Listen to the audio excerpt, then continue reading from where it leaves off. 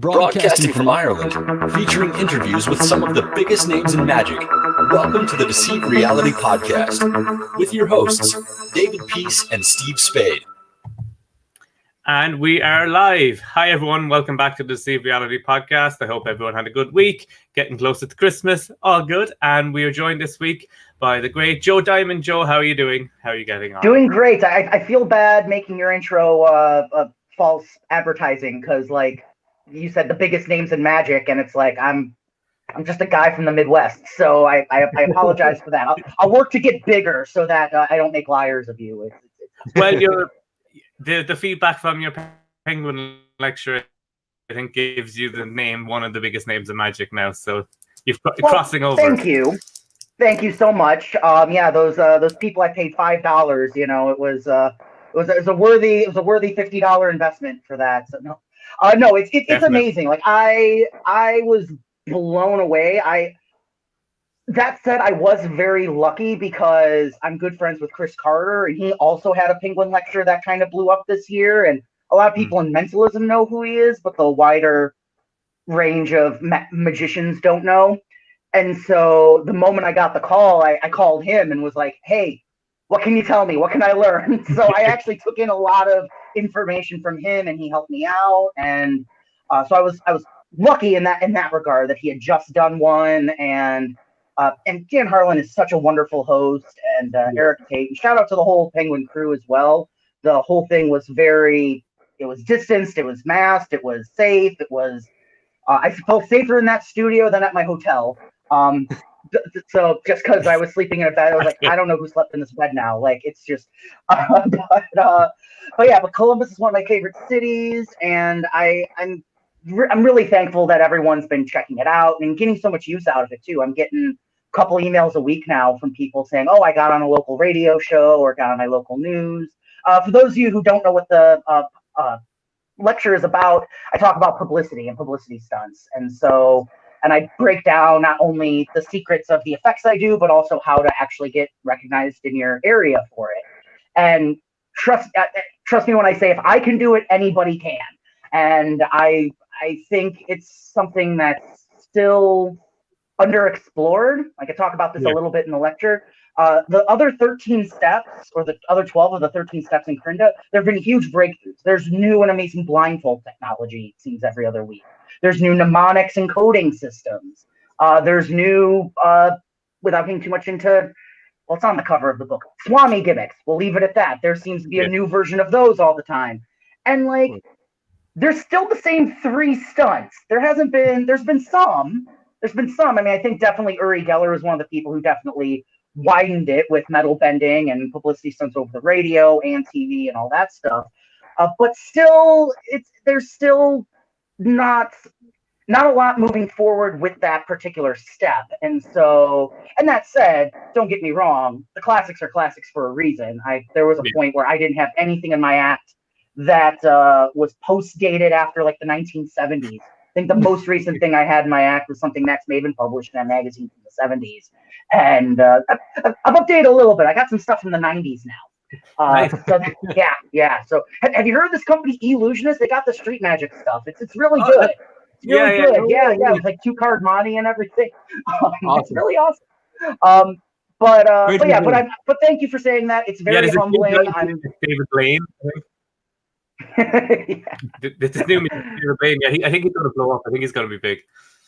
Yeah, absolutely. So I'm thrilled. I'm honored. I mean, some of my favorite performers ever have been doing Penguin Lives, and it's a great, and again, like being able to talk to performers. I mean, you're both, across the pond. You're in Ireland. I just did a lecture for the South London Magic Society, and like that wouldn't have happened not only without the Penguin lecture, but without this new format allowing us to literally talk face to face. Yeah, it's awesome, man. Yeah, no, the lecture was really good. I really enjoyed it. Thank you. Yeah, same. And before we go too much into that, we go take it right back to the beginning, and we ask you, how did you get into magic and this whole thing kick off for you? I have a very different story than most people. I mean, yes, there's elements of it that everyone has heard. Got a magic set, watched David Copperfield on TV, all that stuff. But there's something else kind of happening behind the scenes with all of that, which is I was an only child. I was into a lot of weird things even from a young age. I could read my ABCs and 1, 2, 3s and everything by the time I was about 2. Like my grandma opened up the book and I went A, B, and she opened it to the middle to try and throw me off. And I just went R. I don't remember this. This is what my mom said. Let me be clear about that. I don't remember from when I was 2. But I've read a lot because I didn't have any other brothers or sisters. And because of that, I had access to a lot of books like The Invisible Man, The Time Machine. And by the time I got to like kindergarten, first, second grade, I already had a 12th grade reading level. Don't be impressed. I still have a 12th grade reading level. So I peaked early. I could read like a whiz, but I couldn't speak. I could not say my R's. I would say this is a great trick, if I did magic tricks for people. So I had to do some speech therapy. Me too. But yeah. But I was really into, like, I read Invisible Man when I was like 5. I watched movies. The other thing too, like, I was really into Ghostbusters as a kid, and I haven't really processed this until recently. Ghostbusters, like, I'm 33. I was born in 1987. So by the time I was like 5, 6, 1991, 1992, the cartoon show was still fairly popular, but it's nowhere near where it was. It was already a decade old. Yeah. So, like, because I thought back, I was like, everyone talks about Ghostbusters being big as a kid, but I didn't, like, none of my friends at school were super into them. And I always wondered why that was. And I was like, oh, because it was. So even at that young age, I was just a little behind and nostalgic for things that were before my time. But I got into ghosts, UFOs, crop circles. On a family vacation, there was not like a cornfield, but just like a brush field on our family's 40 acres. And I have read in a magazine how crop circles were faked with the rope and the boards, and saw it on one of those paranormal phenomena exposed shows. And I just went out and made crop circles for 2 days, like in this brush field. And like, that's not something a normal 10-year-old does.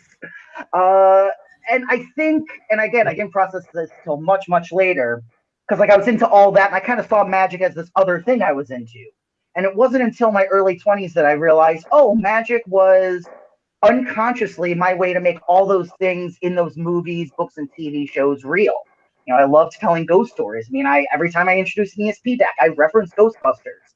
I do a show in a haunted mansion, and part of the fun of that for me isn't even the show. It's telling people about the haunted history of the building we're in before the show. And again, like, taking magic as the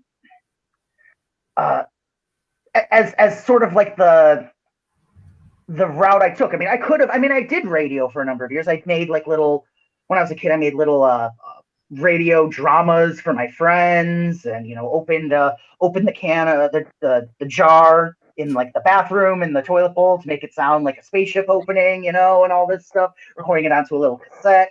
And then years later, I hosted a radio show. So it's kind of cool that all these things I played with as a kid have become my full-time job. That said, getting into magic itself, again, birthday parties, 12, 13, 14. The big turning point for me was when I was 17. I got a job doing street magic at Six Flags Great America, which is a theme park about an hour north of Chicago. And I got to just go out on the street for 7 hours a day and try anything. I could go out and do all card magic. I could go out and do all coin magic. I could do all mentalism. I could go out and just read palms. I could go out and do sideshow. No matter, they didn't care what I was doing really, as long as no one complained and I was out there for 7 hours. Like that was it. So I got to, and there wasn't anyone at the time. I didn't have a lot of in-person mentors. I had one, Marshall Brodeen of TV Magic Cards fame, but he was a lot older. He was very, very passionate and encouraging. I would even say too encouraging, because he would just say everything I did was great. And it's like, well, thank you, but what can I improve on? What can I work on? And he more guided me in the business and making a living and everything else. So after that year of doing street magic at age 17, I created a lot of new magic, and I, on a whim, sent a videotape to Jay Sankey. He was doing a contest through his newsletter, and said, send in your original creations. And I did. And I thought, like, there's no way Jay Sankey's going to pick a 17-year-old kid who invented these tricks 9 months ago. Like, it's not going to happen. But hopefully he'll email back saying, oh, this is what you need to work on. This is what you need to improve on, you know? Or he says nothing, and that's the same as if I don't send anything. So there's literally nothing to lose. And 3 months later, he emailed me asking if my mom and I would be willing to fly to Canada to film a DVD project with him. So it's me, Jeff Stone, Eric LeClaire, and Jay, all locked in a hotel room when I was 17. This sounds like a very bad story, but I promise you, it was a blast. It was a blast. And that DVD came out, and it was very well received.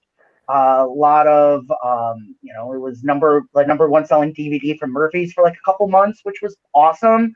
And I kind of shifted focus more on just performing full time and didn't really publish anything else for magicians. I'd occasionally put things out in like Joshua Jay's Talk About Tricks magazine. And those eventually became my first ebook, Journal of Alchemy, which Josh put for sale on Vanishing Ink. And that was pretty much all I really published until I put out a couple solo projects this year, online lectures on how to do like virtual seances and virtual Q&A. Because I've been doing a lot of that stuff in my live streams, like on radio shows. I would do open gallery readings in a Q&A style, and I learned a lot from doing it virtually. Same thing with doing, virtual seance stuff from the radio show and from the live stream stuff. So in many ways, when the pandemic hit, I was kind of preset with a lot of material kind of ready to go for the virtual environment, which I was really lucky for. And I was like, oh, other people can use this. So I started putting it out, and through those things, Penguin took notice and asked me to come do the Columbus lecture. And so there we go, the full backstory all the way up till this moment. That's awesome, Joe. The first time I saw you was that DVD. I remember coming across it, and then with Eric Leclerc and all the guys on it, and it was a really good DVD. I mean, there was a really mixed bag of magic in that. There was a lot of close-up and mentalism. It was a really good DVD. It was solid at the time. Oh, absolutely. I think Jay has some really good thinking on there, as do Jeff and Eric. Eric's ILA system. It is I'll say what it means. I won't tip it here because it's not mine to tip. It's Eric's, but it stands for I Love Unoriginal Spectators. If you can track down the DVD, it's worth tracking down just for that. Whether you do magic, mentalism, whatever. Like that to me, like learning that at age 17, I was like, okay, perfect. Ready to go. It was a really, really clever idea. So quick fun story about filming that real quick. So Jay went home to that in the evening to his wife and kids, and me, Jeff, and Eric were all staying in this like 2-floor suite in downtown Toronto. Jay put us up really nicely. Gave us stacks of DVDs, a couple bricks of bicycle cards, awesome. And we're up late, we're sessioning, and we're like, oh, let's mess with Jay when he comes in tomorrow. We each took like a third of the decks he gave us and just Mercury card folded all of them. And spread them all over the apartment. It was about an apartment, basically. Up the stairs, on the TV, on the table, in the pizza box, overflowing the garbage can, just everywhere, like just covered it. And we're like, oh, this is gonna trip Jay out. He's gonna come in and be like, what did you guys do last night? And this is how next level Jay Sankey is. He walks in and just talks to us like nothing's wrong. Just we're talking, like Jeff, Eric, and I are looking around at each other like, is he gonna say something?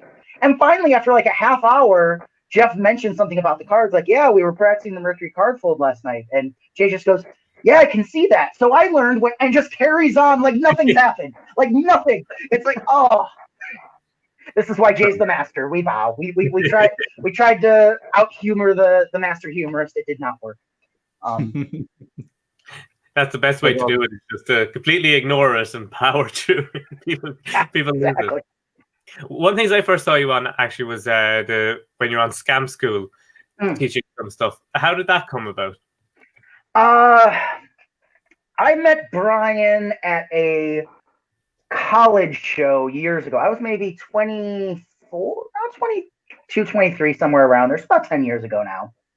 And he had just tweeted like the night before, hey, at this college at 11:30 a.m. in the blah, blah room. And I checked, and it was like 90 minutes north of where I was living. And I was like, I'm going to go see Brian Brushwood tomorrow. Because like Scam School had like just started at the time. Yeah. The other thing too that a lot of people don't know, it's not hidden, but not a lot of people put Brian in this framework or this group. Brian was a mystery schooler. I was very good friends with Eugene Berger before his passing. People like David Parr, Bryce Coleman, all these people who did mystery school back in the day. I became very good friends with. So they all knew Brian. So I had like 5 mutual friends with him. I was like, and I had done the iTricks podcast with Justin Robert Young, his co-host on other podcasts. So I knew Justin as well. So I just drove up, and this was a college cafeteria. And Brian did easily one of the top 3 or 4 shows I've ever seen in my lifetime. And I've been to Vegas, seen Matt King, seen, Penn and Teller, just amazing, amazing shows. This was incredible, the way the show was structured. His Penguin lecture is worth taking a look to, because he does a whole breakdown of his act from beginning to end, and it's really smart. And I'm not going to lie, the audience was very disinterested. Like, it was kids studying and having lunch in the cafeteria. Like, no one was there to see the show. Yeah. And it didn't matter that he I wish I could say the story of like he won the whole room over. He didn't, but the show was still phenomenal for the 30 of us that were watching. And he just absolutely crushed it. He had video playing. He did the straitjacket, everything. And he picked me for his book test, which I now do in my shows. There's a fun story about that I'll get to in a moment. And I had no idea, because he had introduced himself to people before the show. I was like, yeah, I'm friends with Justin. I'm a magician. He's like, oh, cool, awesome. So saw a show, great, helped him load up. And we kind of, would pop up on each other's social media here and there as time went on. And then I came up a couple years ago with this way to predict anything on Instagram. And I submitted it to him. And he is like, oh, this is cool. And I said, hey, I'd be willing to, fly down to Austin to film it sometime. If you want to just teach it, that's fine. I'd be willing to come down and hang out. He said, yeah, that's great. And he ended up just going, hey, do you have other stuff? And I said, yes. We messaged it. He's like, hey, I need to record this today because we're just out of stuff. Like I have some ideas for it. He called me on the phone. It's like, if you don't want me to, that's fine. If you don't want me to explain it, I won't. But if you want, we can film this thing. And then if you want to come down and film a couple episodes, I've got some leftover points and I'll put you up for a couple days. And I was like, yeah, sure. So I sent him some of the stuff. There was some overlap with the Underground Jam DVD. My Super Sharp, which is a coin and pen cap routine, is on there. There's a couple new subtleties since then. And yeah, and it was a blast. It was really, really fun. I also do the main reason I decided to do it was I host a youth seminar for Magi Fest in Columbus, Ohio each year. Josh and Andy hired me to do it. I think 2018 was the first year I did it. Yeah. And so and these kids are phenomenal. I mean, talk about the next generation being in good hands. All these kids already know how to solve a Rubik's Cube one-handed. They already know mnemonica. They're discussing the differences between Aronson and mnemonica and like why they like this stack over this stack. And oh yeah, that's on page 174 of Art of Astonishment. Like, are you kidding me? Are you kidding me right now? And so many of them had gotten their start because we asked, how'd you get started? And the new, our stories, of course I went to the library a lot as a kid too. And our stories are, we got a magic kit, we went to the library. And like it or not, the news story is, I saw Brian Brushwood or Scam School on YouTube, or Chris Ramsey, or David. The new library is YouTube. Whether whether people are happy about it or not, that's just the fact of the matter. And so that's why I initially sent Brian something, because there was so much like, oh, Scam School. I was like, oh, this will be a cool thing. I didn't feel right about selling it because, I mean, it's available for free if someone wants to look it up. and because again, it's on Scam School. One that stands out to me, Joe, is when you're teaching the coin in the nose, and Brian is like, Brian is just like, I used to just put one like in my fucking nose. Like, yeah, exactly. He just shoves it up there. Yeah, so that was another like weird move I came up with. That like you couldn't, like Josh and I talked about putting it and talk about tricks, but it is one of those moves that is hard to describe in print. You do have to just, it's best on video. Yeah. But anyways, with the Instagram prediction, I felt like, well, this, who knows how long the technology is going to allow for this? How long is this little, for lack of a better term, hack in the Instagram app be able to be used? So that's part of the reason why I just wanted to put it out, for free to as many people as possible to get use out of it.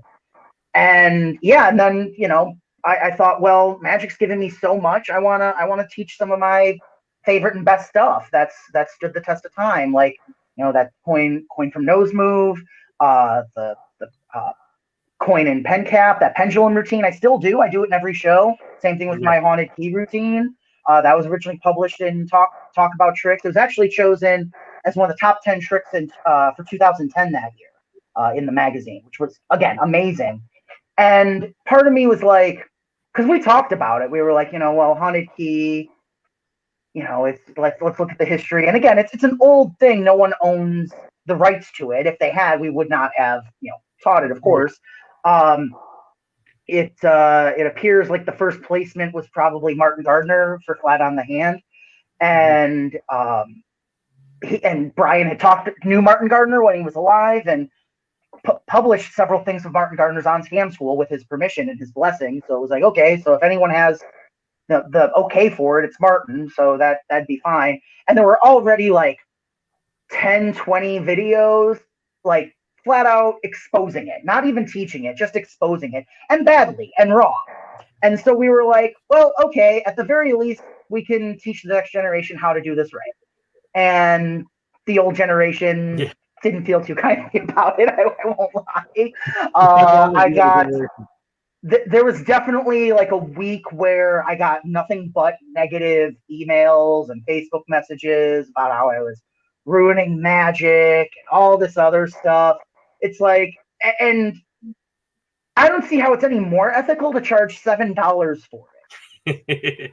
I honestly don't.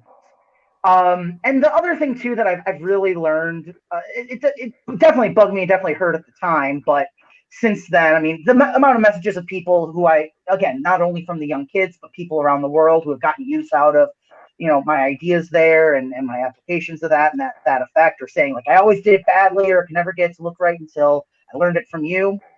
That's super gratifying. But also, I've been doing a lot of magic history reading the last few years. And the more things change, the more they stay the same. I was reading an article in The Jinx. I don't remember what issue. I wish I knew what issue.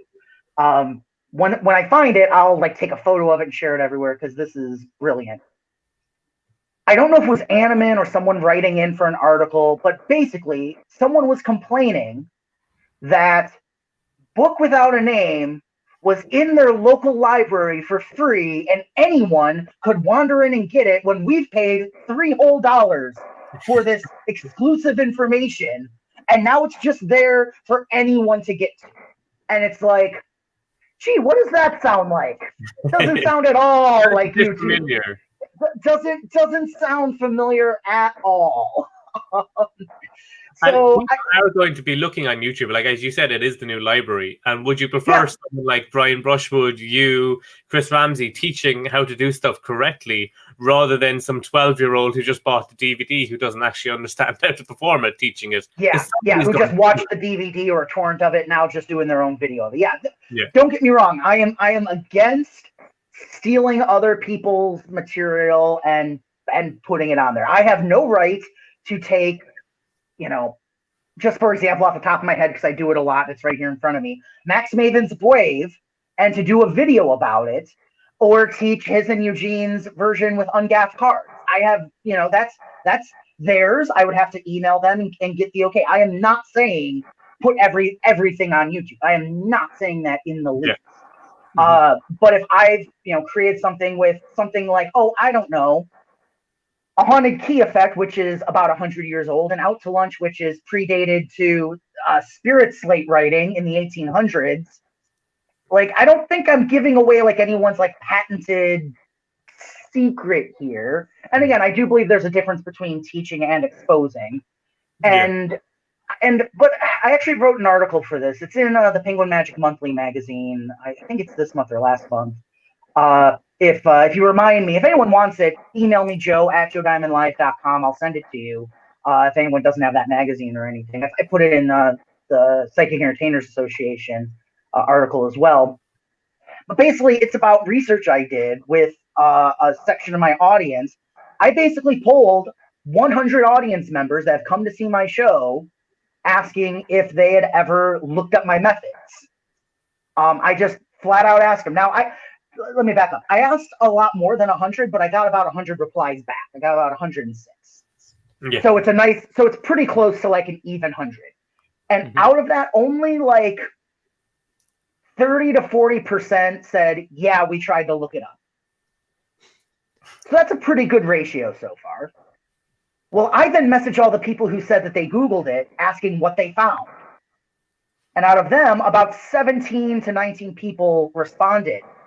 And almost all of them said, I didn't find anything. Or I was going to, but I'm pretty sure you can't Google how to bend a spoon with your mind. If only they knew. And ultimately, and here's the other thing too, the people who did say yes, they had Googled methods, were also people who had bought tickets to my show more than once and had bought tickets for friends as gifts and everything else. So it's like, yeah, it's almost like they care more about the experience than the actual. I mean, yeah, I love Marvel movies, and I could sit down and try and figure out all the intricacies of the special effects that they do, but I'd rather get caught up in the story. I'd rather hear Chris Evans talk about being Captain America for an hour than watch someone do a tutorial of a CGI. Now, there are some people who want to see that CGI tutorial, and those are the people who shockingly go into special effects, you know? There's this feeling, I forget who said it, but someone was like, oh, we shouldn't put out, Arnold Schwarzenegger shouldn't put out workout videos because then everyone's going to look like Arnold Schwarzenegger. No one should put out, Tiger Woods shouldn't talk about golfing because then people could steal his techniques and everyone will be winning golfing trophies. It's like, no, it's not going to happen. It's just not going to happen. Well, we've mentioned before that sometimes when you're at a performance, somebody asks, can they show you a trick? And they'll show you a method, like maybe using a key card or something like that. And then you can use the key card later on and it'll still floor them because they don't actually understand the move. They know a trick, but they don't understand its application outside of the actual trick that they know. Exactly. My friend Bill Cook, before the pandemic, did a lot of libraries. And I saw on like easily 3 or 4 occasions where someone came up to him and asked to show him a trick, and they did the 21 card trick for him. He then turned around and did the David Solomon, Ed Marlowe, Bill Malone 3-phase 21 card trick, where it's constantly using different methods to where at the end you're just like, which row's your card in? Oh, well, it's the 7 of diamonds. It doesn't matter. And for that person, they're just like, what? Are you? So them having that little bit of magic knowledge makes them that much more of a magic fan. The other argument too, this was the argument. It was, yeah, when everyone could afford an electric guitar, not everyone became rock stars, but we got some of the best music ever. We got Jimi Hendrix. We got the Rolling Stones. You know, when those were more available, and I think that's happening with magic right now. You look at, the Got Talent shows, Fool Us, YouTube magicians, these small little, cable magic shows and everything. It's like people are really pushing the envelope with a lot of stuff, and people, like lay people, have been saying at shows like, "Oh, I prefer close-up magic to stage magic." I did the Magic Cabaret with David Parr for 10 years, and then we closed before he moved to the Chicago Magic Lounge. And hearing people say like, "Oh yeah, I like mentalism more than cards," or "Oh, mentalism doesn't do it for me. I like coins." These are people who don't have books on their shelves. They don't subscribe to Genie magazine. They're just fans of magic. There's one gentleman. He goes to the lounge a bunch. I'll say his name. He's friends with a bunch of magicians on Facebook. His name is Matt Dillon, and he's just a magic fan. I've asked him. He's like, no, I've never really done magic. I'm just a big fan.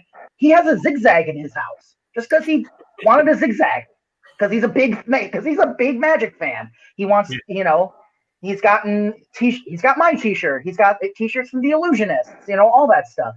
He's just a big fan, and I think magic fandom is making a big comeback in many ways, especially since like people like Colin Cloud, Justin Willman, have been able to transition to virtual so easily and have, to be able to turn their following into that, I think is incredible.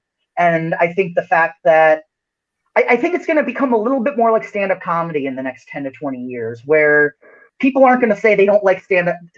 People, I'm hoping, because there's a lot of people who say, oh, I don't like magic. Yes. And what they mean is they saw one magician, they don't really like it. I'm sure there's plenty of people who've seen comedians and were like, I don't like that comedian. They didn't say, oh, I hate comedy. I hate to laugh.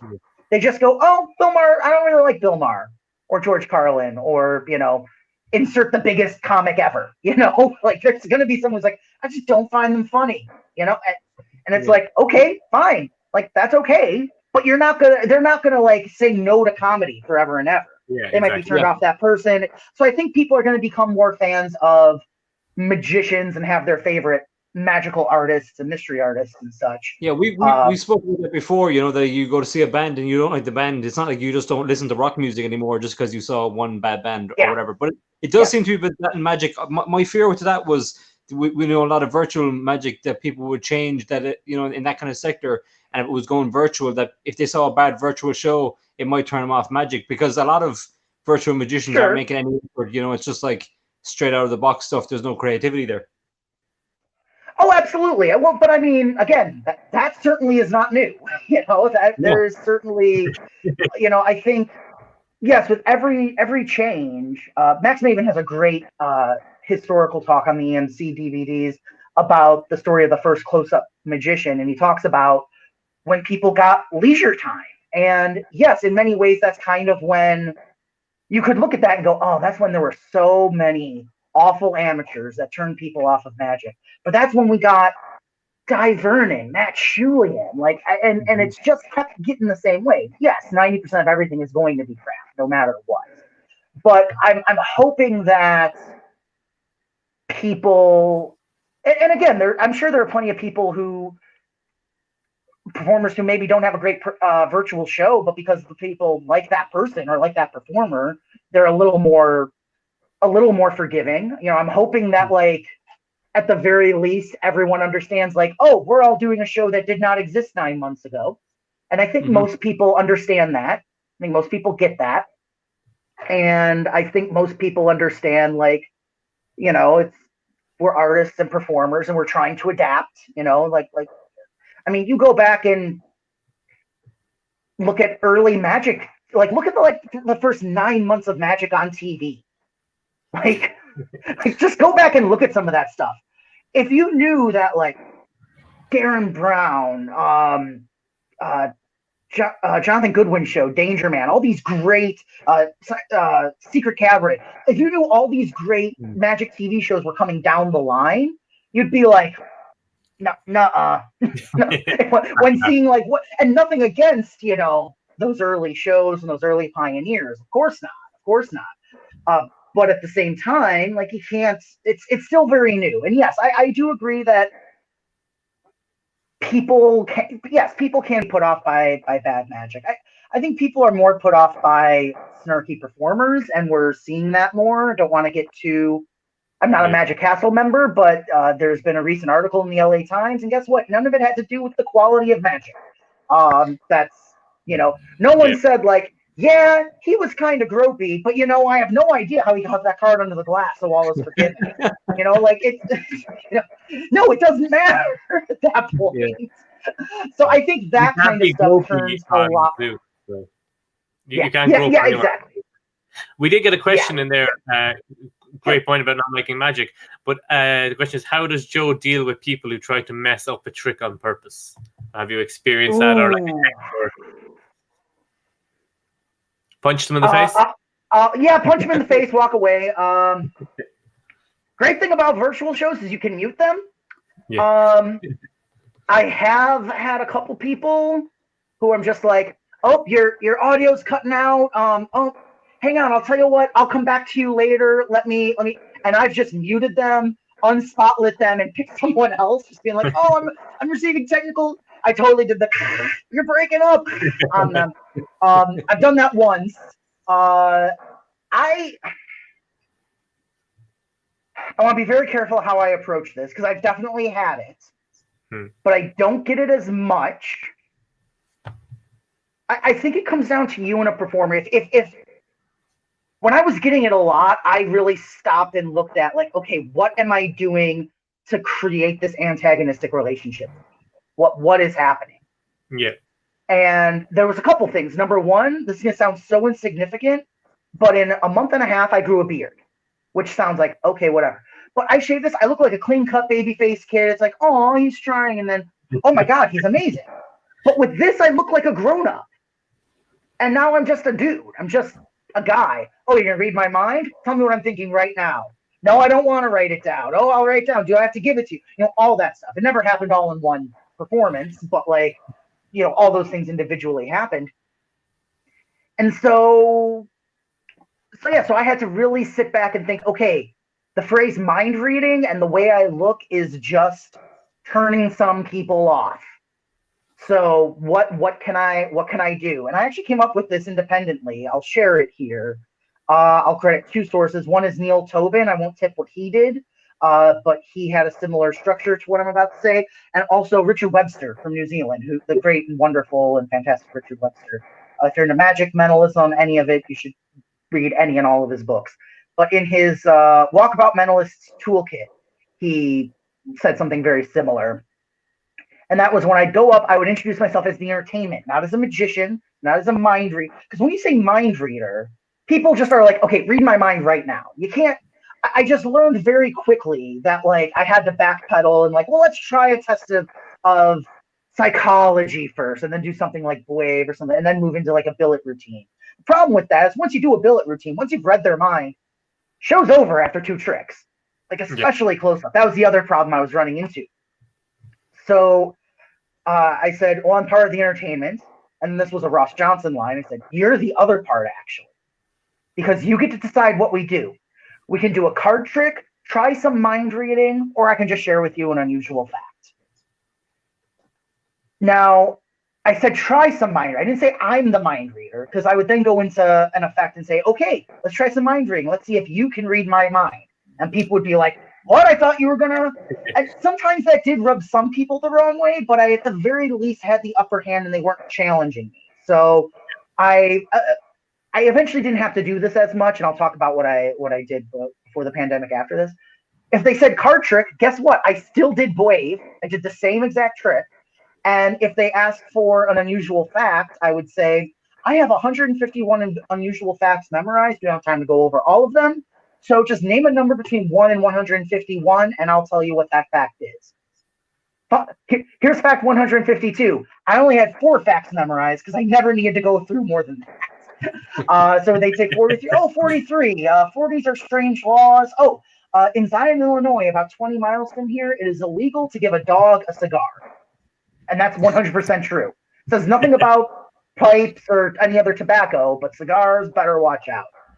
And what was great at that point, so the unusual fact I delivered with or just share with you an unusual fact. That was kind of a get out of jail free card if they didn't want to see anything. So it's not, do you want to see something? It was just like, okay, let's do that. And then the other thing that I kind of opened it up to is great. And I would turn to everyone else and say, would anyone else like to pick something before I go?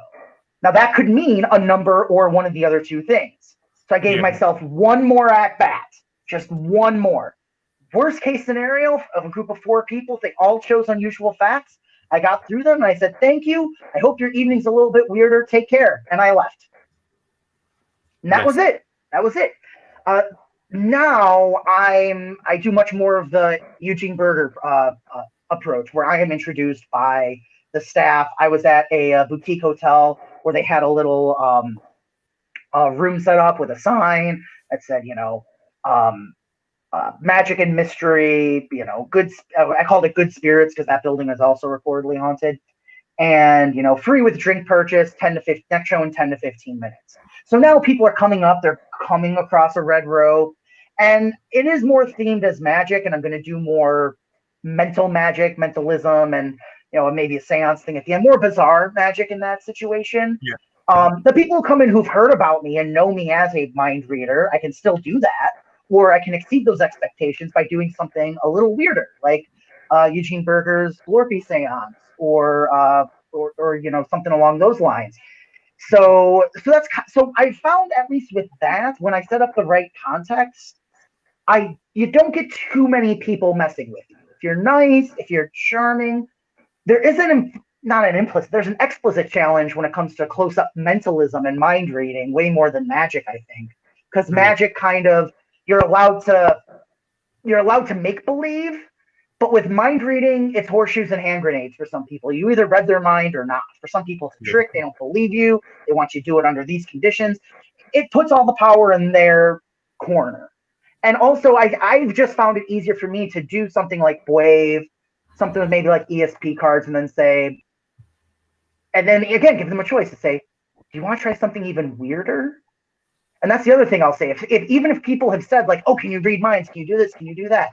The line I would say, and this is something similar to something Eugene taught me, when someone wanted him to do an effect that like required some misdirection, like card under a tablecloth or something, he would always say, I'd be happy to do that in a little bit, but first I have something new and special to share. And that kind of allowed him to then go into that effect whenever he wanted without as much heat on it. So I do something similar. I say, you know what? Let me start off with a more traditional like magic effect. And as we progress, we'll get weirder and weirder into the mind reading stuff. And then I can go into, again, Wave. I opened with Card Warp for many years as well. That was a really solid one for me. And because again, like also in these places, there's a lot of people drinking. And even Wave is a little hard for them to follow along with. I do Wave a lot, and I've ran into that a few times. And people are like, "Oh, wow!" It's been in my wallet for 15 years. No, so I had an experience before with someone intentionally messing up a trick, and I was at a corporate Christmas party, and there's a guy talking to some girls, and he was clearly interested in one of them, and she really liked the magic, and he had no interest. So I said, "Oh, I'll get him on side. I'll have him read her mind." And I was doing a bit of signaling on his back, and he completely ignored me and just kept saying the wrong thing. And then I was like, "Oh, I'll do it." So I said what it was, and then he was like, "Oh yeah, like you were just tapping me on the back." It's like, that's because you can't read mine. Yeah, I was like, you can't actually do this. Yeah.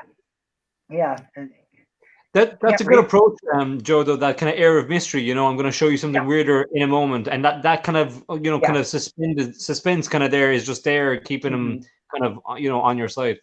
It sounds specific too. It really is open to their interpretation of what weirder is. Weirder could just be stronger. It could be less card tricks. It could be something more spooky, something more mind reading, something more psychological. Whatever direction I decide to go in to do for these people, it kind of adapts into that and gives them a bit of that illusion of choice. Cool. Definitely. And it's something that we touched on with your penguin lecture was about publicity stunts, and that's something that you did. And another thing we have in common is with the Blindfold Drive. So Steve did a Blindfold Drive that I worked on him with, and we did a situation where we had a spectator pick any cones. So I did an obstacle course for him to do slaloms, and then we replaced one of the cones with me. So I just stood there while Steve, which was he went closer in real than he did in rehearsal, which was fun. But you're still here. Don't complain. Yeah. You're still here. But we had to go through all the stuff of setting that up and trying to get permission to drive blindfolded and stuff like that. How was that for you? It's the first one I did. If you look on YouTube, there's the full 2.5-minute video of me driving the 1966 GTO blindfolded, and that had the mayor involved, some police, and everything else. We shut down that town square. And then a couple years later, I decided to do one on Facebook Live because I thought, oh, it'd be cool to film this from inside the car. Yeah. And I decided to ask for forgiveness rather than permission on that one, which, by the way, real quick, again, to protect all of us, this is all for educational purposes only. I am not a role model. This is just what I did. You should not do it. If you do it at your own risk. Ditto. So, yeah, ditto. Yeah, ditto for David and Steve. Don't be a cone. yeah, don't be a cone. And people were not happy. People were commenting on Facebook saying, like, you could have hit a kid. Kids are gonna do. People called the cops on the radio station. They texted me. They're like, hey, Joe, don't freak out. But we did get a call from Crystal Lake's Finest about an hour after the broadcast. I was like, oh, okay, fair enough. And yeah, and some people have asked, what would you have done if you got pulled over? Well, first of all, the last blindfold drive I had done a year and a half earlier was with the chief of police in the front seat with me. I would have just said, he's retired now, and his name's in the video, but I won't say his name here. Oh, just call Officer Blake and, tell him you pulled over Joe Diamond, because that'd be funny. First of all. Second of all, on live stream, if the blindfold driver gets pulled over on Facebook Live, oh no, I pay the whatever fine and, and end up on Ellen. Okay, fine, whatever. You drove in front of the police station multiple times, just laughing. Yeah, exactly. Yeah, come on, guys, pull me over. Come on. But yeah, so it's not a stunt that I've done them when I think the situation is right or I could bring something to it. Again, from doing it from inside the car was interesting. And so I think that, but I think it's at least for me, I'm going to be doing one in like 6 months now. But I think for me, I think that stunt is done. I always, every time I do a classic, I try to dig up something new, come up with something else that, is based on something but not a lot of people have done. For example, one I didn't talk about in the Penguin lecture was I did a real life Sleeping Beauty on that town square as well. This is in the Encyclopedia of Stage Hypnosis. It's called a window sleep, where you hypnotize someone and put them on display in a storefront window in a bed and have them sleep for 2, 3, 5, 6 hours, whatever. And then you either wake them up in the window or they load them into an ambulance and bring them to the theater where you wake them up on stage. Nice. And I thought, oh, this would be cool to do as a real life Sleeping Beauty. Like, have a woman on display asleep, and then later her fiance or boyfriend or whoever comes in, kisses her on the forehead and wakes her up. And again, I don't do a lot of, I don't do any hypnosis really. I've done some, but like I don't have a stage hypnosis show. I've done it in educational contexts for schools to just kind of talk about it. Without getting too much into it right now, I do have, for myself, I haven't solved the consent issue of hypnosis because the premise of it is you're kind of taking away people's free will. And yes, that's not what hypnosis is scientifically, but that's part of what we're engaging in when what a stage hypnotist kind of engages in. Like, oh, look, we're going to make them do this, and make them do something silly and all that stuff. So I haven't found that. I think this stunt was okay because, again, I worked with this woman for about a month and a half to make sure, she's suggestible, make sure, she, sleeping for that long wasn't going to, overtire her, it'd be safe, all this other stuff. There was one other person there who was also a hypnotist to kind of help. Because, that's the other thing. If I put her under, there's been horror stories of, hypnotists putting people under, walking off stage, getting knocked out. They have to take them to the hospital. Those people are left on stage hypnotized still. So it's like, what if I cross the street and I get hit by a car? What about that? So having someone else, you could have predicted it, Joe. You'd be like, check my pocket. Check my pocket. It's the license plate number. The serial number on the bill matches the license plate. And it's today's date. If we draw lines through it, it's today. Duh, duh, duh. That's a great publicity. Don't do that either. Anyone listening, don't fucking do that either. Don't do that. Don't do that. So, but again, like that's something that, yes, it's an old stunt, even though it's not as well known. It's still based on older stuff. But I think the idea of real life Sleeping Beauty, bringing stuff, modernizing it, coming up with new stuff, I think is important, at least for me. I mean, again, as I say in the lecture, you can do a pulse stop. There's lots of ready-made stunts that are safe and ready to go. That you can do on TV, radio, newspaper, and you can make a name for yourself without putting anyone at risk. And again, the fact that we are starting to get more and more options now, I think is great. I did hear somebody actually did do something like that where they wrote in their wallet, "I predict I will die today." And just had that in their wallet at all times. That is referenced in a book I just read. There's a murder mystery series that my friend John Gaspard writes, where the detective is a magician, the Eli Marks murder mystery series. And the most recent one is called The Magic Square, and a mentalist gets murdered. I'll tell you how he gets murdered in a moment because I think you'll appreciate it. But they open up his wallet, and in it says, "I predict I will die today." And all the magicians, it happens at a magic convention. Everyone's like, "Oh, someone finally got use out of that old chestnut." It fucking really worked.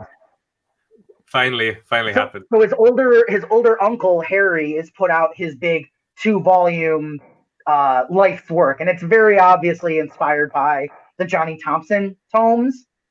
And this mentalist, he's stolen like all these different magicians' acts, and he's found dead, and his head has been bashed in by one of these giant heavy books.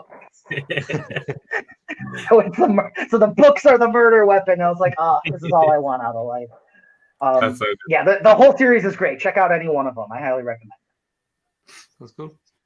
Yeah, definitely. I think publicity is the big thing where, as you were saying earlier, that we haven't really pushed beyond, because even you see it outside, and it's something, Steve being an escape artist and stuff we've talked about before, magicians or even mentalists doing an escape, having never done an escape before, is publicity, getting hurt. There's people who've died trying to do stunts that they haven't done.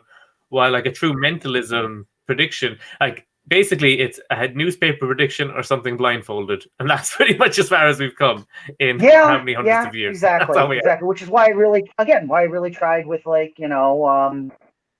like World's Largest Seance on the Penguin Lecture. Which, by the way, just to tie it into this earlier, so World's Largest Seance was my haunted key and routine that I taught on Scam School.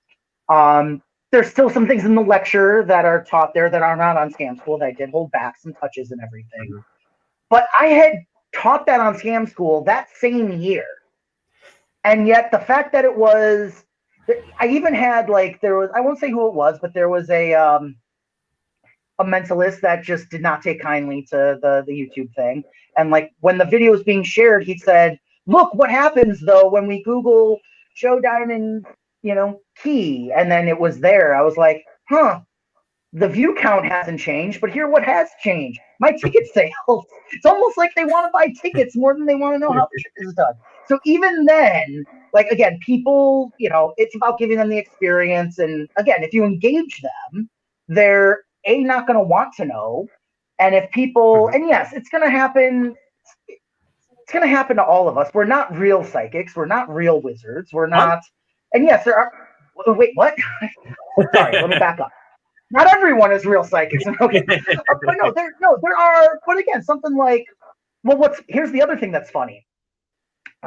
In the people that responded with, when they Googled my methods, one of the things they Googled, they said, "I tried to find out how you hammer that nail in your nose. I tried to see if there were collapsible nails and stuff." It's like, and that's not even a trick. That is for real.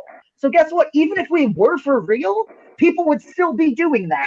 So and the COVID test to just COVID testing is exactly. It's disgraceful. Yeah.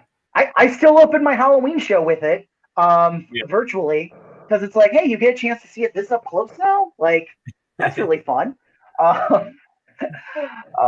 Steve vanished. Oh no, the gremlins got him. You leaned close and you made him disappear. One of the questions we actually got sent in before, and it was a couple of questions came in around a similar topic, which is about using the word psychic when you're performing as a mentalist. What are your opinions on using the word psychic and the whole disclaimers and all that sort of stuff? So, like most mentalists, get ready for a lot of technicalities here. I've used the word psychic as a descriptor. I've never used it as a title. Like I'll say, like in the show, experience psychic phenomena, mental telepathy, time travel. Like I feel like when you end that with time travel, you're unless I think people get it for the most part. Darren Brown's talked about like the bell curve. So is Max Maven. There's some people who believe it's all real, some people who believe it's all fake, and then there's the big swell in the middle of the majority of people who get it. If you really look up the definition of the word psychic, one of the definitions I found was someone in touch with a non-physical force. Well, now we got to get into what's a non-physical force. Is it spirits? Is it psychology? Is it Wi-Fi? Like, my computer's not connected to anything physical. It's going through the air to my modem over there and then across the ocean to you guys all in real time. Is that psychic? And again, I'm getting technical, of course. That's a lot of modern mentalism when you get into Wi-Fi.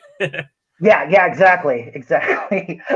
There was a mentalism convention. I won't say which one, but it was in a casino in Las Vegas, and everyone on the bill, no one's trick worked because the casino had anti-electronic signal jams.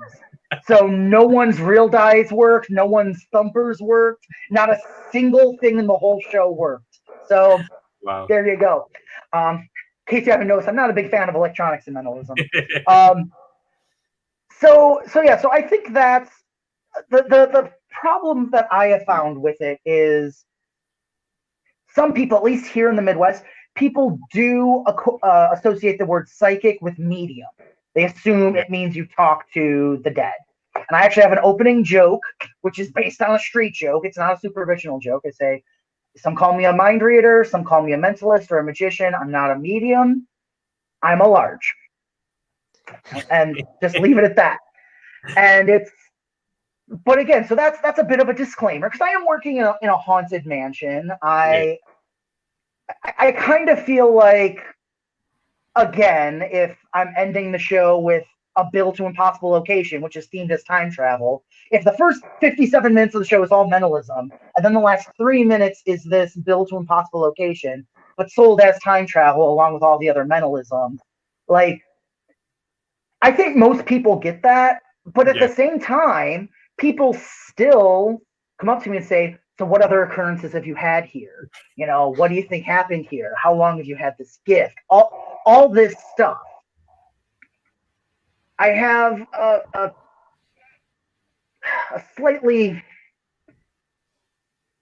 unpopular opinion, and I'll probably be I'll definitely be proven wrong with this within the next few years. See, psychic prediction. I kind of feel like if you're not getting those kinds of questions as any kind of magician, you're probably not that strong of a performer. I've heard stories of Las Vegas card workers being followed back to their hotel rooms and being asked, like, hey, can you just come with me to a casino game so I can win some money because my kid is, I'm in debt or my kid needs medical bills paid. What we are doing is a form of wish fulfillment. Yeah. And we're going to get those questions. If you want to have some fun, look at the fan mail or fan fiction of the TV show Supernatural and some of the things people tweet to the two actors on that show. And that is a show that clearly has special effects, has credits rolling about, oh, my house is, they still get messages about my house is haunted and everything else. Now, can you help me? Now, maybe they just want those two attractive actors in their home. Of course, that's probably part of it.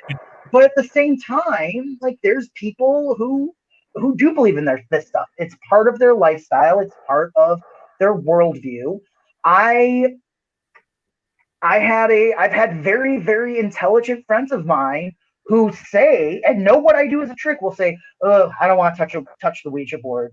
or whatever. Like, again, this is 21st century people. And I think it's okay in the context of a show to play with those themes, just like a good horror movie plays with life, death, and these big mysteries. I think that's very important. Now, yes, of course, if someone emails me asking, to be in contact with their dead grandmother or something, I'm just to say, hey, listen, that's not my calling. My calling is to be an entertainer. There was one woman who was like really following me around at an event, and I just flat out exposed the billet technique I was using. And she just said, why are you denying that you have gifts? Yeah. Like, I couldn't have done a bigger disclaimer than that. It's I true, think that my hover card was me channeling energy. Just like the hover card. And that's like, yeah. And she's just like, no, it's not. Well, and I feel, and again, people have gotten this. I know kids performers who have gotten weird questions from kids. Like, to me, it's no different than a kid coming up to a really strong child's performer and saying, can you magically make mommy and daddy love each other again? Which one kid said to one of my friends who does birthday parties. So I don't think it's specific to mentalism. I see mentalism as a branch of magic. Whenever someone says, I'm not a magician, I'm a mentalist, I always imagine like Keith Richards saying, I'm not a musician, I'm a guitarist.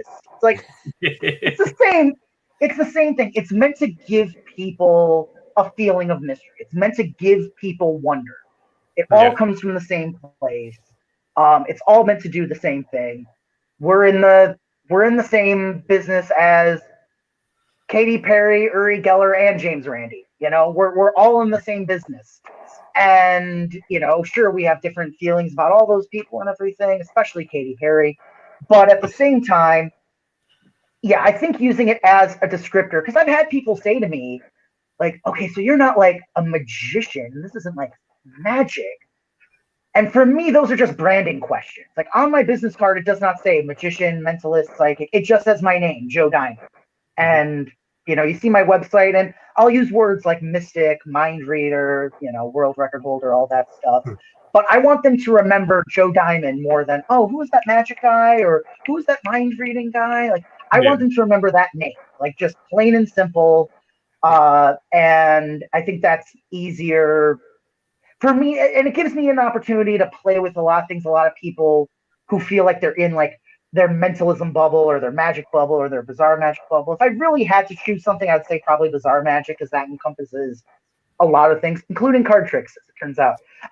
So if I had to pick, but at the same time, I still practice coin magic. I practice card magic. I just read through a couple awesome card magic books this year and practiced all the moves and everything. And I think it's kind of like what you're saying there, Joe, with the kind of keeping them kind of wanting more and that kind of mystery. And in a moment, I'm going to show you something a bit more weird. Even leaving them kind of knowing, okay, I met Joe Diamond, but I don't know what he was doing magic. But then he was reading my mind, and then he moved a key, and then he did. So now they're kind of left with this kind of mystery character type thing, and you become you're not more than a magician. Then you're like a brand. I mean, I know myself with my brand. Everyone knows me as Spade, and that's kind of the escape, and everyone kind of knows what it is. But I wouldn't brand myself as a magician or any one category either. Same kind of thing. Yeah, exactly. And like, I mean, I don't know if you've gotten this, but I'm sure if someone came to you and said, my husband is falsely in prison, can you help him escape from prison? You would say no. You would remain. Yeah, of course. You know what I mean, though. If someone asked you to cross a line, like it's not a matter of whether or not people are going to ask us questions, and we're going to be given the opportunity to cross lines all the time. If we stay in this business, it's not a matter of making sure people never cross the line. Never come up to you with those questions. It's to not cross the line at that point. Sometimes it's a compliment, though. I'm sure, like Eugene Berger, and I'm sure, like he seems to be like a big kind of a role model to you in that style, and you can kind of see that, even in your own performances, a kind of a touch of Eugene about it as well. But I think there's that. I think we've all kind of come across that thing where you could do your whole show, but then there's one person that comes up to you and says, "Okay, I liked all the magic and it was a great show, but can you show me something real?" And then you kind of like, "I just did a whole show," and you could do one of the same pieces, and they'd be happy with it. Yeah. And again, for some people, they're sometimes just looking for something that goes beyond entertainment sometimes, and I think and again, like there's plenty of that aspect as well, and where do you draw the line and everything, and I think everyone has to make their own decisions when it comes to that point. But at the same time, like I think, if that person came up to me and said, "Can you show me something real?" I would say, you had a real experience. You cried at the end of Toy Story, and they're not even real toys. They are CGI. Those toys do not even exist. You're ruining outside everything. the digital world, and yet you cry your eyes out when they all hold hands. Like your tears are real. If someone comes up to you and goes, "Oh, that's fake. That's fake," it's not gonna make you stop crying instantly. I would just point out that you've had a real experience already. We're talking right now. We're having that real experience. A buddy of mine is a wrestler here, and when people are like, "Oh, wrestling's fake," he was like, "Do you want me to hit you with a chair and you can tell me if it hurts or not?"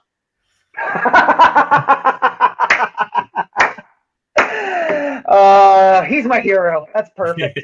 I do see a lot of crossover between magic and professional wrestling in the whole like fake world of performance, and like we're characters on stage. It's just us heightened up a bit. That's what it is. And there is a kayfabe, as they say, reality within the performance. That's what's important. And so that's why, like, on stage, if somebody asks me a question, I'll answer it differently than when I'm off stage, because on stage I'm in sure, absolutely mode. Yeah. And I do think as well, if I did an experiment running a show, and I had different names, which was like Peace of Mind, and then the second show was Am I Psychic? And I found the difference in the crowds, and even just like the uptake in ticket sales by just having the word psychic in the title of your show. It was incredible. And then the show was Am I Psychic? And the opening line was, "No, but could you tell if I was pretending?" But like and it was a lot of the people who were into the crystals and who had gone to see every psychic in the town and stuff. And it's kind of like exposing them to the whole magic world as well, which I thought was a good little. Sure. Oh yeah. Well, that's the other thing too. Like I have friends who run a metaphysical shop and sell crystals. I've picked up items from the shops and wall art and everything, and because they commission stuff from local artists as well. And like the first year I was in there, I made sure to like only do mentalism for them, to not like tip them off or anything. But then one day with just a couple friends, I was like, you know what? I'm gonna do some of my card sets. So I did like a version of Triumph and a couple other magic things, and they were blown away. They loved it.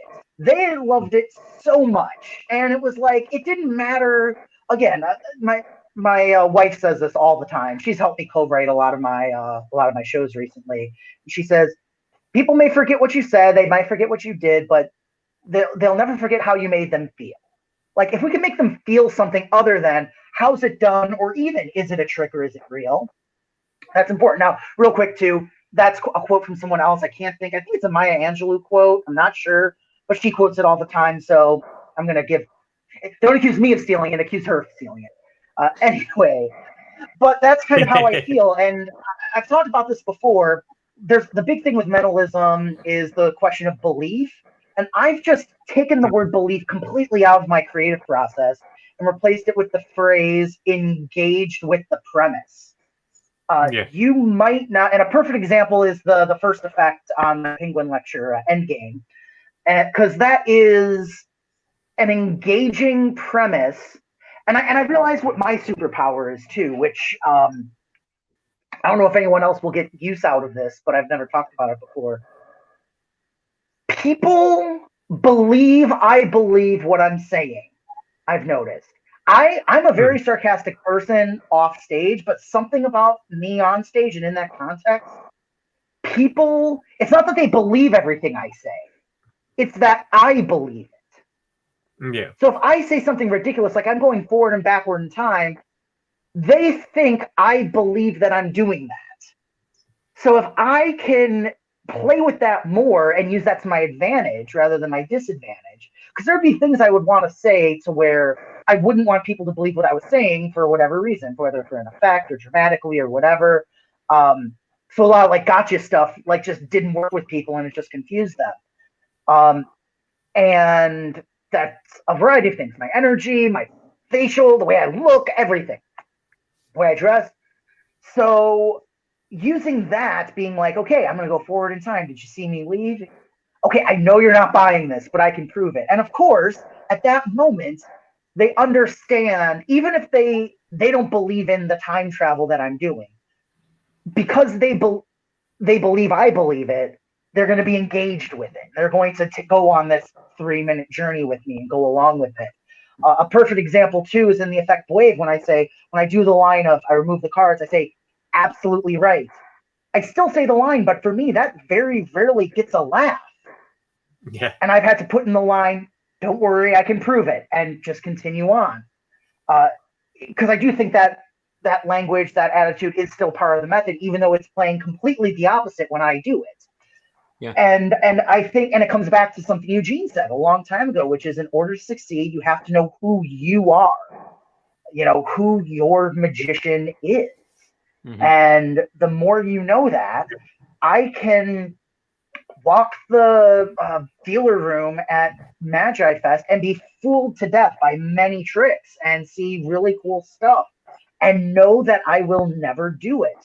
When I saw this last year's Jeff Brace's, was not a paid plug, but his Penrose pendant. Pre-pandemic, I wore that all the time. It's the moment I saw that, I was like, I'm gonna do this every day. Like this is for me. Everyone's going crazy, and nothing against this trick. I think it's called Monkey, where the key ring changes to different compartments on a key. Yeah. It's very well machined. It's genius. But I saw it and I was like, I'm never going to do that. I'll do this. And it just happened that was also the thing that not every other magician was doing.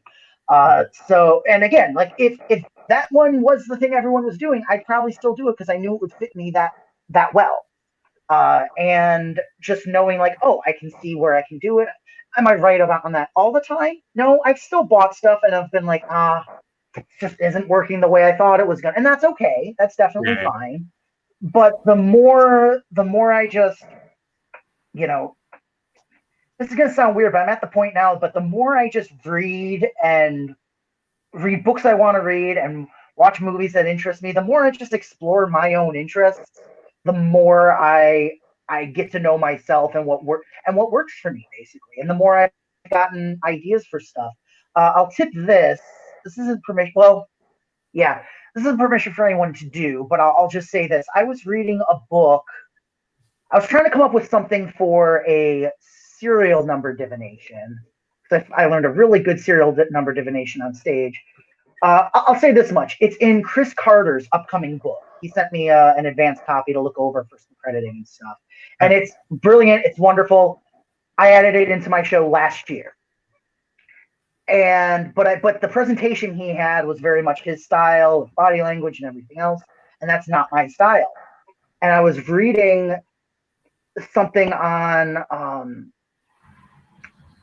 it was some historical text, and they referenced synesthesia, and they referenced how people could smell sounds or taste numbers. And I was like, what if I could taste the numbers on the cereal bill? What if I had someone, think of one of the digits, say a food that comes to mind, and I go, oh, that tastes like number 4, and I'm right. Yeah. Now I'm in new territory. Now I'm in territory that not everyone, and just from learning my own interests. Now, to be fair, I've seen other people do synesthesia stuff. One of the youth kids in the youth program at Magi Fest did something where he said, he's like, yeah, everything gets mixed up for me. Like colors and numbers have taste. Like, for example, colors have different tastes for me. So rather than telling me if your card is red or black, give me a food.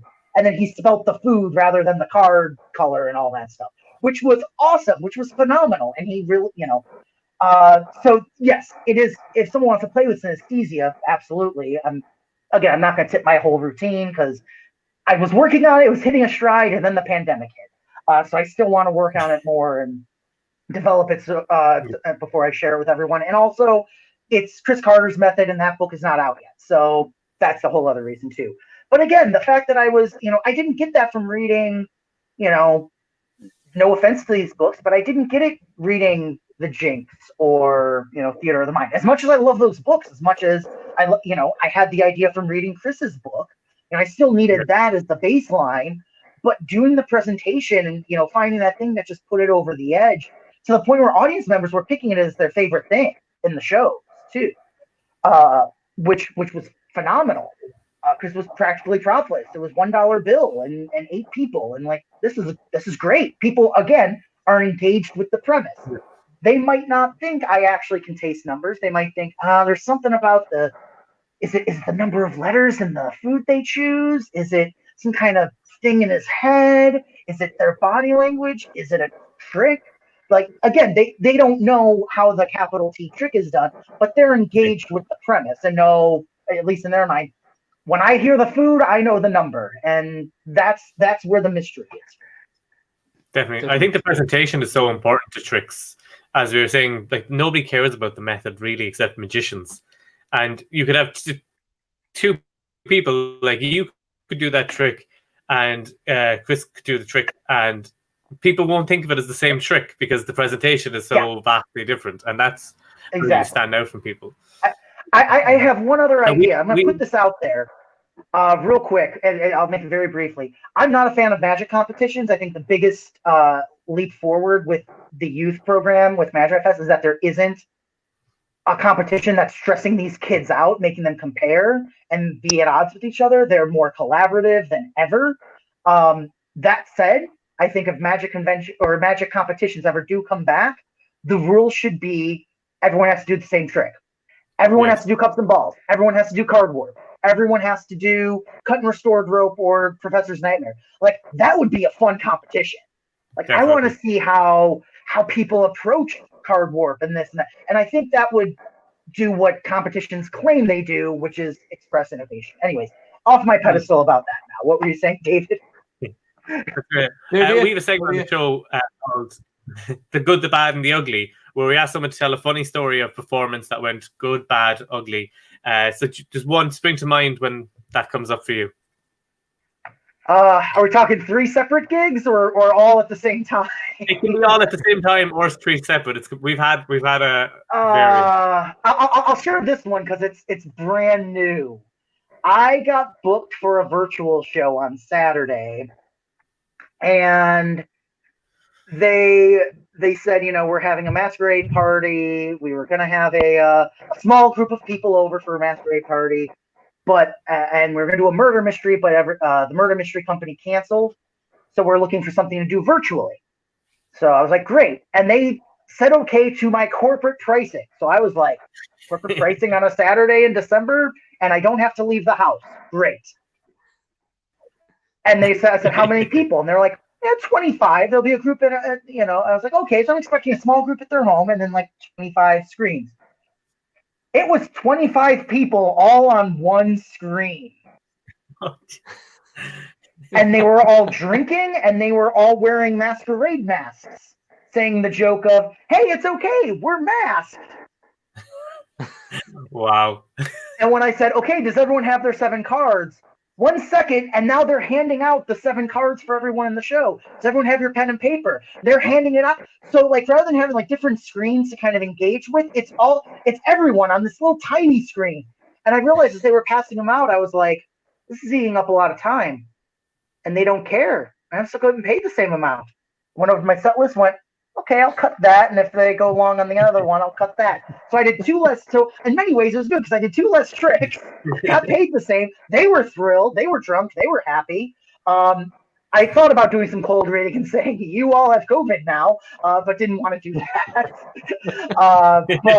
Yeah, and it went okay, but it was definitely one of those things where the show's getting ready and I'm like, oh no. Oh, yeah. No. This is a fun one that's really quick. years ago. I was 19. I showed up at this party. They wanted me to do walk around their show later.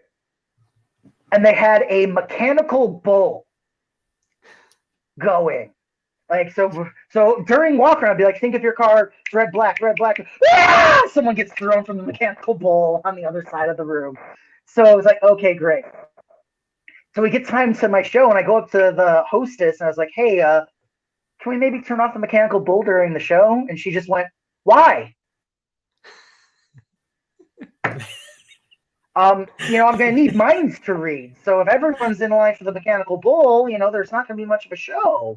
And I need them to focus. Like, oh, yeah, that makes sense. And, whatever, it's fine. But it was still just like, yeah, I need the big distracting, loud mechanical thing that literally throws people off during my focused mind reading show. So that's another one. Great misdirection. Yeah. That comes in quite handy. But yeah, there's definitely distractions at events. Me and Steve performed a couple times at some of the tattoo conventions around, and they say, "Oh yeah, we'll get people to gather," and nobody's gathered. And you're like running around trying to get people. I remember when I did the first one, I needed like 12 people for one effect because they told me there'd be a group watching, and I had like 2 people, and it was like I usually have I have a stage show, which is like Q&A based and everything, but I also have a smaller, here, I'll show it to everyone real quick. It just fits in like one of these little tablet cases. Got a notepad in here, and it's just a more intimate show with a variety of material. So this is just kind of a backup second show. And there have been shows where it's like they say like, oh yeah, there's going to be 50 people here. And I show up and there's 15, and trying to do Q&A for 45 minutes with 15 people is like gonna be rough. So it's like, just go out to the car and grab that. So having stuff like that, I think, is helpful in those moments. I think that comes in helpful as well when you get booked to do maybe a close-up performance, and then they ask you to do a stage thing at the end, or they'll gather everyone around.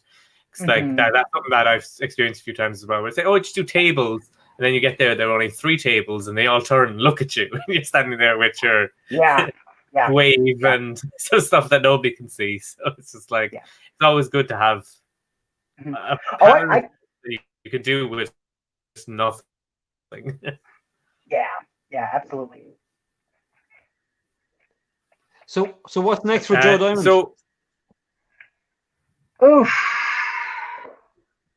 Probably lunch. I think I'm also working on a book, but it's honestly a lot of the stuff I tipped in the Penguin lecture. Like that's part of the reason why it was so ready to go, because I was working on putting it all together for a book. I've written for the Psychic Entertainers Association newsletter, Vibrations, for the last year and a half. So I have a lot of stuff written, like that, article on research and everything, ready to go. But books take forever and everything else, and like part of me is like, I think I'm gonna hold off on it, just like wait till I get more, and then can do like kind of like what Chris is doing, have like a nice bound volume and have that down the line. I am going to be releasing some more stuff on Penguin, and if anyone is interested for my products for magicians, there's some on Penguin where you just search my name. But also, if you go to my website, joediamondlive.com, there's a secret web store just for mystery performers. So joediamondlive.com/store. I've got some stuff like my virtual Q&A on there. I have an ebook that I'm really proud of. It is 3 propless presentations. And normally when we think propless, we think long, not overcomplicated, but long things to do one-on-one for people. And these are all effects I've done on stage for the entire audience at once. Some of it's body magic, some of it is psychological, and it's all tested in my stage shows and virtual shows. I've transitioned all that material into virtual shows as well. So you can use it in your virtual show, and then when this is all done, you'll be able to transfer it to live and in-person shows as well. So that's something I'm really proud of. I do have a PDF that goes into more details of the Instagram lecture. It's only like 10 or 15 bucks. I tip a couple extra things in there, combining it with other effects. Some stuff I've done where I've repeated it the next year for a client. And if people are interested in like really taking that principle to the next level, my one friend compared it like the Instagram prediction is like the thumb tip, and this is like the 101 tricks with the thumb tip. And you're like, oh, that's a cool idea, or that's a technique or something. There's not 101 things in it, just to be clear, but there's some really interesting things. Just I'll tip this one. I've combined it with Brian Brushwood's book test, because as you know, but to everyone else, it's going to seem like you've now predicted any word, and you can combine that with some other stuff too. Including where when you get booked back the next year, if someone looks at your social media before the show, they still see the prediction beforehand. So there's some cool stuff with that as well. And I'm working on a couple other things to do with that. I'm really happy with the Penguin lecture. Like I decided very consciously not to hold anything back. My other mentor, Ross Johnson, he's done one. Yeah. And because he tipped his whole corporate act down there. And was like, yeah, I did it as if I wasn't going to ever do another one. And that's kind of how I approached this. I was like, you know what? Do everything. I had friends who said, don't teach any card at any number. Don't do it. Wait years down the line. I was like, no, I'm proud of that method. And I want to, put all my best stuff on there. And so Paul Daniels used to say in his masterclass, you look at your show, you take out your best trick, and then you find a new best trick and you put that into your show. And then each time you take them out, at the end you'll have 6 shows and you'll have 6 amazing tricks for another show. And the way I structured my virtual shows, there's an effect in the middle that I now close with because everyone kept picking that as their favorite. And you can bet the next virtual show I do, that's going to be the opener. Yeah. So now I have to come up with something even better. I've done that a lot. There are some shows where I do structure it very clearly with like certain openers for certain things, and I don't like. There are some effects, that I wouldn't do as an opener. I wouldn't even do them in the first half of my show. I really do believe in structure and material selection and doing like 2 effects. What I used to in the Magic Cabaret, I would do spoon bending kind of in the middle of the show, and then towards the end of the show, I would do mind reading. And then in my other shows, I reversed them, and the spoon bending became way stronger. And I eventually convinced David to do that in the show as well, just because for some reason, because again of who I am. I think part of the reasons with the mind reading, they thought, oh, he's definitely now he's doing something psychological, something non-physical, for lack of a better term. So now. It made the spoon bending that much stronger, but I'm fascinated with structure and all that stuff too. But yeah, so I'm going to put out a little. Yeah, a lot of comedians open with their old closer and stuff like that, just to make it even more difficult. Yeah, exactly. Something else I just put out is my tarot card force, which I'm very proud of. I used it to close my Halloween show, and I still use it in my regular shows as well. Doesn't have to use tarot cards. You can use playing cards. It's super adaptable. One of those super simple things that once you see it, you'll be able to apply it to a lot of different routines. Again, both virtually and in person. And the only other thing, I guess you're hearing it before Brian. I have a couple things I'm going to send to Brian Brushwood. So hopefully we'll do some more stuff, because like, oh no, if I traveled down there, I would have to quarantine there for 2 weeks and have to stay at the world headquarters and everything on all that. Oh no, yeah, I don't want to escape the Midwestern winter, not at all. No. I'm married now. Bye, honey. Going away for 2 weeks. I'll be home. I'll be home for 2 weeks before and after. So because he mentioned about me possibly having me on before the Penguin lecture, but just everything got crazy and the world just continued to be crazy. So it was, from that regard. But yeah, we have stayed in touch. We text all the time, and we've talked about doing new stuff, and I've got some new ideas for that platform as well. And then as of right now, I know anything can change at the spur of the moment, but as of right now, I am locked in to run the youth program again at Magi Fest in Columbus this year. It's going to be in May. So if you do see me in person there, or at any convention, years down the line after recording this or something, feel free to come up and chat to me about anything. Email me, joe@joediamondlive.com, or hit me up on all social media if you have any questions. I'm an open book. I'm willing to chat with anyone about anything. So if anyone has any questions or anything like that, don't be shy. Definitely, we highly recommend that. And you've pretty much gone over everything, and we also like to say congratulations on getting married. Big step for a lot of Thank you. a lot of us. So congratulations. Fun magic fact about my ring, real quick. Twofold. Number one, it is black diamond with a silver inlay. It is the world's strongest substance. It's like real life vibranium. I checked. It's not like Captain America's shield. If I throw it at bad guys, it does not come back. However, the person who designed this and who I bought it from is the great-grandson of Chicago bar magician Matt Schulian. His name is Brett Doherty, in that same town, Woodstock, Illinois. His dad, Tom, owned it, and he was Matt's grandson and grew up with Matt and everything else and had all these different stories. I actually have one of the original matchbooks from Schulian's. And Bob Schulian was the third-generation magician in the family, and he did all the Schulian stuff. And he was the spitting image of Matt, too. It was a little creepy.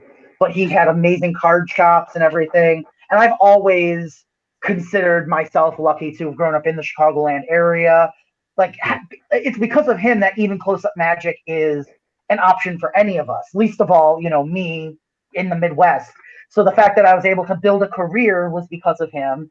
And also because I was building up the career, I was able to afford jewelry for me and my sweetheart. And so it was a nice way to kind of keep the circle going and keep all that going. They're wonderful. Yeah, absolutely. Absolutely. Awesome. There's whispers going around that one of the family members finally found Matt's color-changing knives, and they've been missing for a couple of years.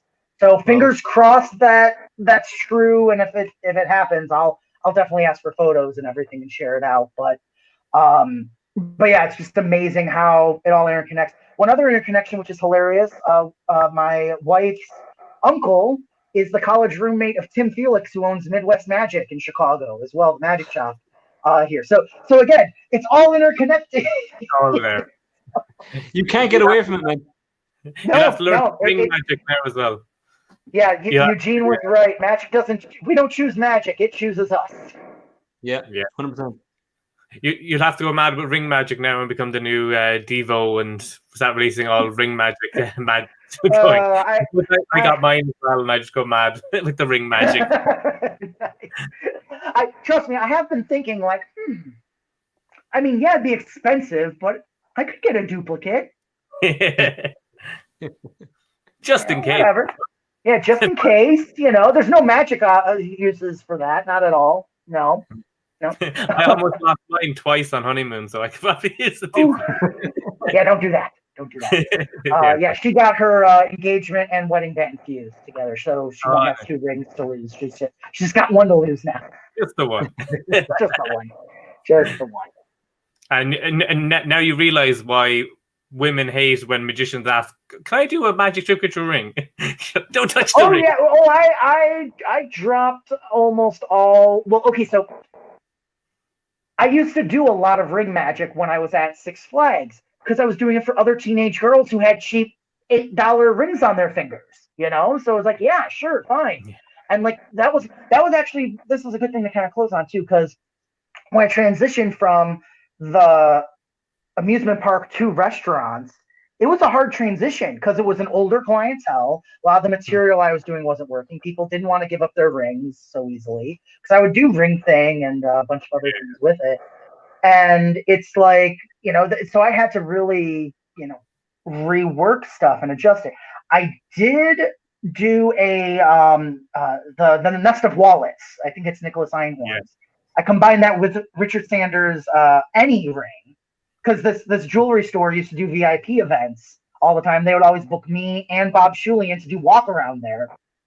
So I was like, okay, I'm going to be in a jewelry store. It's coming out of a nice wallet that looks like the wallets they give you to take your jewelry home, and it's wrapped in cloth, and we're surrounded by rings as expensive, if not more. I think it's okay. And in that environment, yeah, that routine killed. It didn't matter that I was doing like mentalism before and after. The fact that in the middle, instantly the ring vanished and appeared, in the nest of wallets on the table. People lost their minds, and it was really fun. So again, yeah, you can make it's about better you know yourself, the better you know your environment, the better you'll be able to make those decisions. See, we brought full circle again, all the way at the end, twice, making infinity. So this is now never going to end. Absolutely. We have to talk here forever. No. Well, we'll cut the circle and say thanks so much, Joe, for coming on, and make sure everybody check him out on social media at Joe Diamond Live. Make sure you go. Thank you. I highly recommend the products. I have your virtual Q&A as well, which I really liked on the Penguin lecture.